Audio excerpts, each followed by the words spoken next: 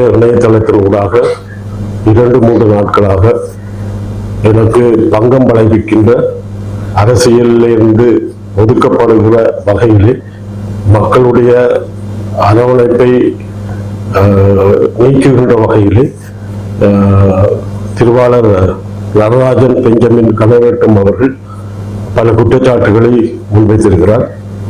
அவருக்கு நான் கோரிக்கை கடிதம் ஒன்றை எனது சட்டத்தரணியின் ஊடாக அனுப்பி வைத்திருக்கிறேன். 5 கோடி ரூபாய் நஷ்டஈடாக அவரிடம் கோரியிருக்கின்றேன். இது எனது அரசியல் வாழ்க்கையிலே மிகவும் ஒரு ஆதாள பாதாளத்துக்கு செல்லுகின்ற சூழலை உருவாக்குகின்ற வகையிலே அவர் தனது கருத்துக்களை சொல்லியிருக்கிறார். உண்மைக்கு புறம்பான கருத்துக்களை சொல்லியிருக்கிறார். இது எனக்கு மன உளைச்சலை தந்திருக்கிறது.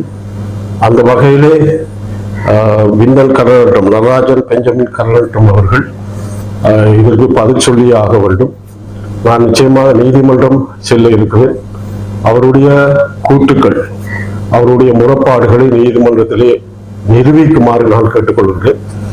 அந்த வகையிலே நீதிமன்றத்துக்கு அவர் வந்து தனது மீது வைத்த குற்றச்சாட்டுகளில் நிரூபிக்க வேண்டும் என்ற கோரிக்கையை நான் அவரிடம் விட்டுச் செல்கிறேன். 2வது விடயம், இந்த நிமிடம் வரைக்கும் இலங்கையிலே எந்த நீதிமன்றத்திலோ அல்லது போலீஸ் திணைக்களத்துக்கோ எந்த ஒரு முறைப்பாடும் எனக்கு இருக்கவில்லை என்பதை நான் இங்கு குறிப்பிட விரும்புகின்றேன்.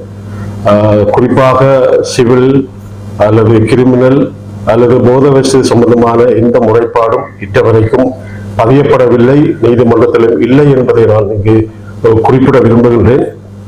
ஆகவே திருவாளர் நடராஜன் பெஞ்சமின் கரநட்டம் அவர்கள் நீதிமன்றத்திற்கு தனது ஆதாரங்களை நிரூபிக்க வேண்டும். அதை நான் சந்திக்க தயாராக இருக்கிறேன் என்பதை குறிப்பிட விரும்புகிறேன்.